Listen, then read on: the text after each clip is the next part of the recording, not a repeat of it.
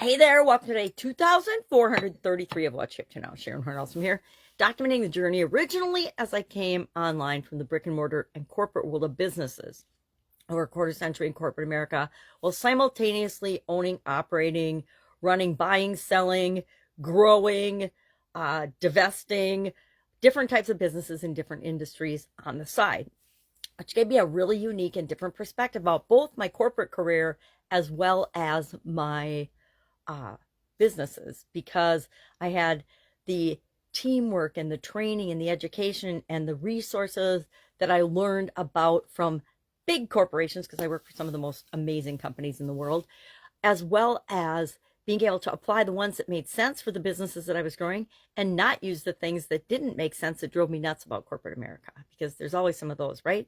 Everything, every person has both strengths and improvement areas, or things that we do really, really well, and then things that we probably shouldn't be doing at all because they're not for us. They don't feel right. We don't do a great job at them because we actually don't like doing them. Have you ever noticed that when you're doing something that you love and that you like to do or that you're passionate about, time just flies by and you get so much more done than when you're doing something that you feel like you should do or have to do or must do or ought to do? It's a lot more fun to do the things that we love and care about than it is to do the things that we feel obligated to do. And guess what? There's some of those too. Got to brush our teeth every day. We got to go to the bathroom. We got to clean up. We got to eat, etc. And maybe we don't love to do those things, but they're necessary for our survival.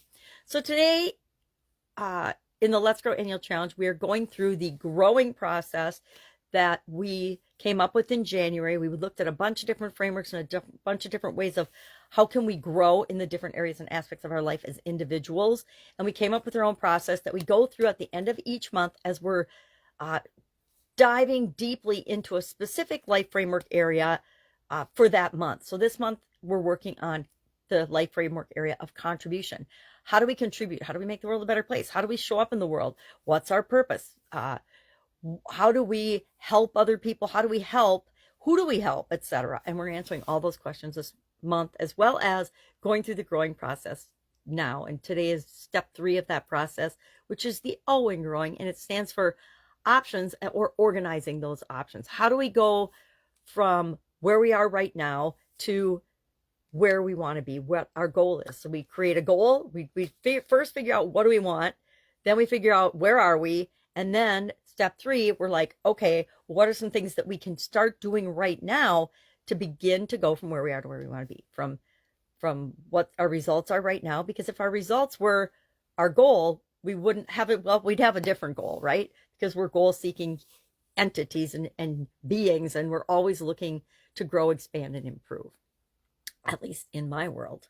So that was our topic for today. We're actually sharing Amy's story as we go through the entire growing process in guide 2 of that private Facebook group that you're welcome to join. All you have to do is answer the security questions, and then we will let you in. Otherwise, we're just trying to make sure that nobody goes in there and spams, because that is just plain annoying. Anybody else get annoyed when you accept someone's friend request and they immediately come back with an automated response that says, hey, I want to work with you. Please pay me money. No, we don't even have a relationship yet. Just met you, looked at your profile, decided you look like someone I might want to create and form a relationship with business-wise, and it doesn't mean I'm going to hit you up with some offer. I'm definitely not going to do that. Anything that feels wrong to us, we shouldn't do. If it feels sleazy or slimy or like it's a trick, tip, or way of just manipulating people, probably just say no to that, right? And find a better way. Find things that are authentic and match with and resonate with who you are and how you want to be perceived and show up in the world, right?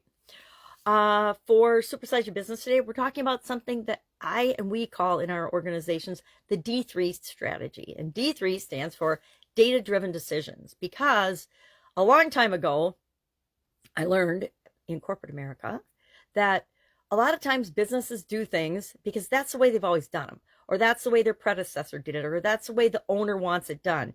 And that's awesome if it adds value and we can use that information. And I'm speaking specifically with respect to information that we gather, track, and pay attention to, right? But There seems to be a disconnect in many situations where we gather all kinds of data, we document it, we track it, and no one ever looks at it again, or no one ever uses it to make our customer experience better, to make our company better, more efficient, more effective, more competitive.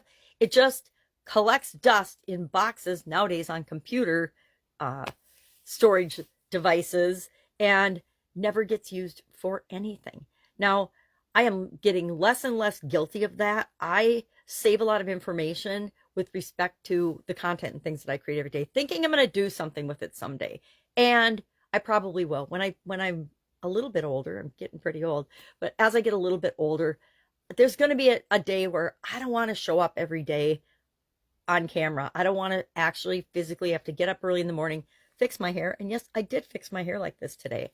Uh, it's on purpose.